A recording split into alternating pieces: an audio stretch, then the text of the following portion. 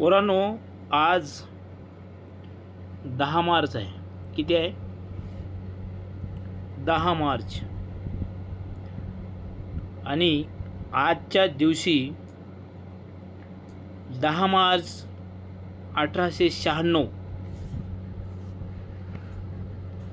10 मार्च 1896 या दिवशी 10 मार्च 1897 या दिवशी आपल्या भारतातल्या पहिल्या महिला शिक्षिका, पहिल्या महिला मुख्याध्यापिका, ठीक आहे, पहिल्या महिला ज्यांनी आपल्या भारतातील मुलींसाठी शाळा स्थापन केली, त्या सावित्रीमाई फुले यांचा आज स्मृती दिन आहे. स्मृती दिन म्हणजे काय? तर या दिवशी त्या मरण पावलेल्या होत्या. पोरांनो, 1896-97 या काळामध्ये भारतात प्लेग नावाचा रोग आला होता. जसं 2000 मध्ये म्हणजेच 20 मार्च 2020 या दिवशी भारतामध्ये कोरोना आला होता आणि 2 वर्ष त्या कोरोनाने थैमान घातलं होतं. तसाच रोग, संसर्गजन्य रोग, पॅन्डेमिक, असा रोग 1897 मध्ये भारतात आला होता. आणि त्यावेळी त्या प्लेगग्रस्त लोकांची सेवा करता करता, ज्यांनाही प्लेग झाला त्यांची सेवा करता करता या माऊलीचा मृत्यू झाला. पोरांनो, कोरोनाच्या काळामध्ये तुम्ही बघितलं असाल, जर एखाद्याला कोरोना झाला तर घरातले माणसं देखील त्याची सेवा करत नव्हते, घरातले माणसे देखील त्याला त्या जवळ जात नव्हते. पण या माऊलींनी, सावित्रीबाई फुलेंनी ज्याही वेळीस म्हणजे 1896-97 मध्ये ज्यालाही प्लेग झाला असेल त्याची सेवा केलेली आहे. त्यांच्यासाठी, प्लेगग्रस्त लोकांसाठी त्यांनी एक स्पेशल दवाखाना काढला होता स्वतःच्या पैशाने.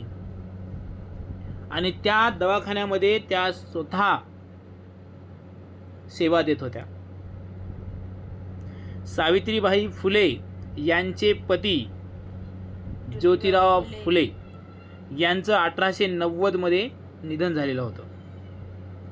आणि तिथून 7 वर्ष पुढे सावित्रीबाई फुलेंनी ज्योतिराव 97 ला गेल्या ना, म्हणजे 7 वर्ष 6 वर्ष जे काही असतील ते, तर तिथून 6-7 वर्ष त्यांनी ज्योतिराव फुल्यांचं जेही काम होतं ते काम पुढे नेलं. पोरांनो, त्या डगमगल्या नाहीत.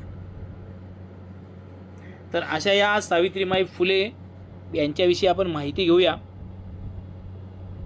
बघा, सावित्रीमाई फुले यांचा जन्म तुम्हा सर्वांना माहीत असला पाहिजे, कारण तो जन्मदिन आपण बालिका दिन म्हणून साजरा करतो. 3 जानेवारी 1831 3 जानेवारी 1831 रोजी त्यांचा जन्म झाला. एका पाटलांच्या घरी त्यांचा जन्म झाला. पोरांनो, खंडूजी नेवसे पाटील. खंडूजी नेवसे पाटील हे त्या गावचे पाटील होते. त्यांच्या पोटी या, आणि त्यांच्या आईचं नाव होतं सावित्रीबाई फुलेंच्या लक्ष्मीबाई, आणि वडिलांचं नाव काय होतं?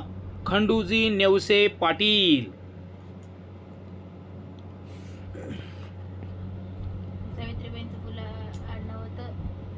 नेवसे पाटील. आणि मग यांचा जन्म कुठे झाला पोरांनो? तर सातारा जिल्ह्यामध्ये. आता आपल्याकडे काही मुलं साताऱ्याचे पण मुलं होते आपल्याकडे, आज नाही येते. तर सातारा जिल्ह्यामध्ये नायगाव या गावी त्यांचा जन्म झाला. नायगाव. कधी? 3 जानेवारी 1831. पोरांनो, त्या काळामध्ये खूप कमी वयामध्ये लग्न व्हायची. शिवाजी महाराजांचंही, छत्रपती शिवाजी महाराजांचंही कमी वयामध्येच लग्न झालेलं होतं. तर सावित्रीबाई फुलेंचं वय वर्ष फक्त 9 वर्ष होतं. त्या वर्षी त्यांचं लग्न झालं. 9 वर्षच होतं. आणि त्यांचं लग्न कोणासोबत झालं? ज्योतिबा फुले. ज्योतिबा फुलेचं गावही तिकडंच होतं पोरांनो. कोणतं गाव होतं?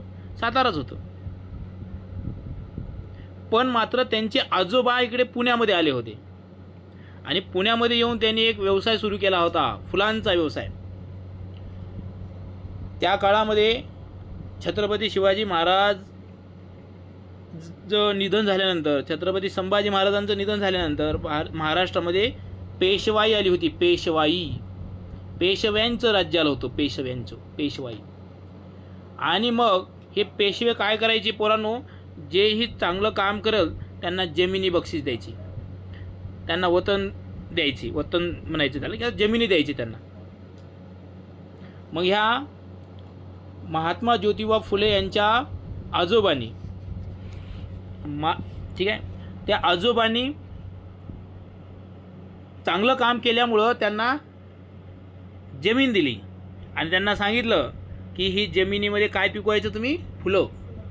आणि हे फुलं जी पिकवलेली आहेत किंवा ही फुलं जेवढे तुम्ही जमवाल किंवा फुलं जेवढे येतील तुमच्या शेतीमध्ये, ती सगळी फुलं आणून कुठे द्यायची? पेशव्यांच्या वाड्यावर. आणि म्हणून पोरांनो, खरं तर महात्मा ज्योतिबा फुले यांना फुले हे आडनाव मिळालेलं होतं. फुले. अशा या फुल्यांसोबत, महात्मा ज्योतिबा फुल्यांसोबत यांचा विवाह झाला होता 9व्या वर्षी. त्यांचं वय वर्ष फक्त 9. पोरांनो, सुरुवातीला या सावित्रीमाई शिकलेल्या होत्या का? पाटलांच्या घरी जरी जन्म झाला तरी त्यांना शिक्षण नव्हतं. त्या काळामध्ये मुलींना शिक्षण नव्हतं. मुलींनाच नाही तर वर्णव्यवस्थेमध्ये जे काही दुसरे पण जातीचे होते त्यांना पण नव्हतं. ठीक आहे, त्यांनाही नव्हतं. आणि मग म्हणून त्यांना शिक्षण नव्हतं. लग्नानंतर ज्योतिबा फुलेंनी त्यांना शिकवलं. अहमदनगरच्या एक मॅडम होत्या, फरार नावाच्या, मिस फरार, यांच्या शाळेमध्ये सावित्रीमाई शिकल्या. या फरार मॅडमकडं आणि दुसरे एक मॅडम होत्या, मिचेलबाई, या दोघे मॅडमकडं या सावित्रीमाई शिकल्या.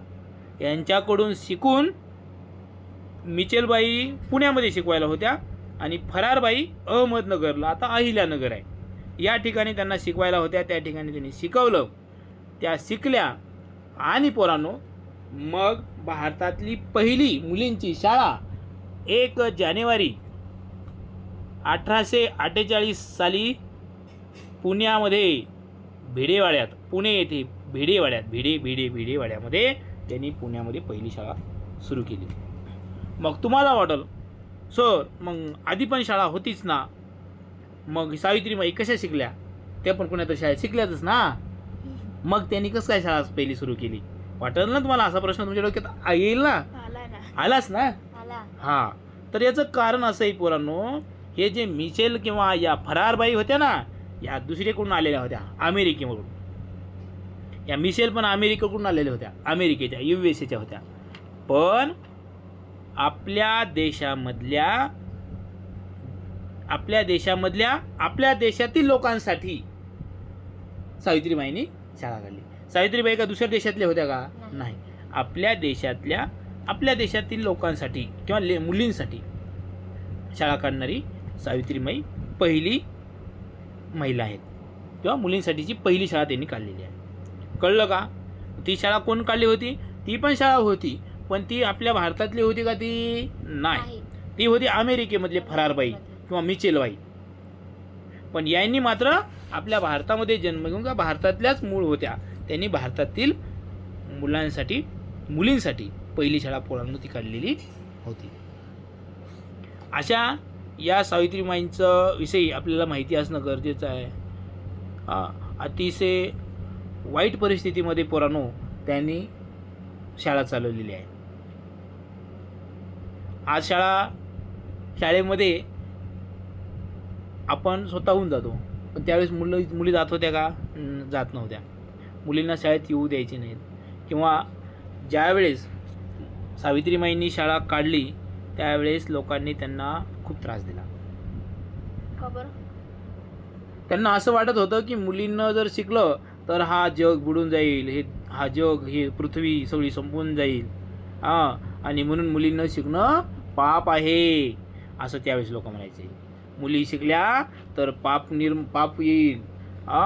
ही सगळी पृथ्वी खालची वरी जाईल, वरची खाली जाईल, भूकंप येईल, हाहाकार माजेल, असं लोक म्हणायचे. सर, पहिलेचे लोक बायांना चूल आणि मूल इथपर्यंतच मर्यादित ठेवायचे ना? बरोबर.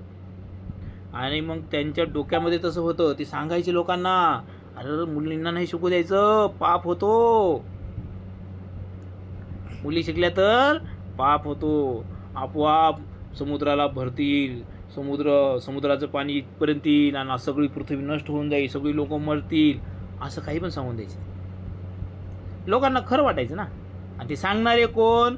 हुशार लोक, संस्कृतचा अभ्यास करणारे, त्यांना वाचता लिहिता येणारे लोक असे सांगायचे. लोकांना बाकी खरंच वाटायचं. मग असं सांगितल्यानंतर खरं वाटतं ना, थोडी भीती वाटायची लोकांना. अडाणी लोकांना थोडी भीती वाटते. त्यावेळेस अडाणी लोक जास्त होते. मग त्यामुळं ते अडाणी लोक पण यांना मारायचे. शेण फेकून मारलं, दगड मारली, अत्यंत हलाखीच्या परिस्थितीमध्ये त्यांनी शाळा चालवली पोरांनो. आणि मग तेव्हापासून आज आपण बघतो महिला प्रत्येक क्षेत्रामध्ये आहेत, प्रत्येक क्षेत्रामध्ये पुढे आहेत. आज आपल्या देशाचे राष्ट्रपती कोण आहेत? द्रौपदी मुर्मू. या कोण आहेत? महिलाच आहेत, महिला आहेत. त्यानंतर पोरांनो, जगामध्ये असे अनेक देश आहेत की त्या देशाच्या राष्ट्रप्रमुख या महिला आहेत, अनेक आहेत. आपल्या देशामध्ये पण इंदिरा गांधी होऊन गेल्या, त्या प्रधानमंत्री होत्या, पंतप्रधान होत्या, पहिल्या महिला आहे की नाही. तर हे सगळी क्रांती पोरांनो सावित्रीमाईपासून झाली. जर सावित्रीमाईंनी नसतं शिकलं, जाऊ द्या म्हणलं असतं, त्यांनी पण दुर्लक्ष केलं असतं, तर एवढी क्रांती झाली असती का शिक्षणामध्ये? एवढे महिला शिकल्या असत्या का? कोणी विचारच केला नसता ना. महिला शिकवायचा कोणी विचारच केला नसता. यांनी विचार केला, त्रास सहन केला आणि शिकल्या स्वतः, आणि दुसऱ्यांना शिकण्यासाठी देखील प्रेरित केले. आणि म्हणून आपण त्यांचे अनंत धन्यवाद मानले पाहिजेत पोरांनो. अनंत उपकार त्यांचे मानले पाहिजेत. ठीक आहे.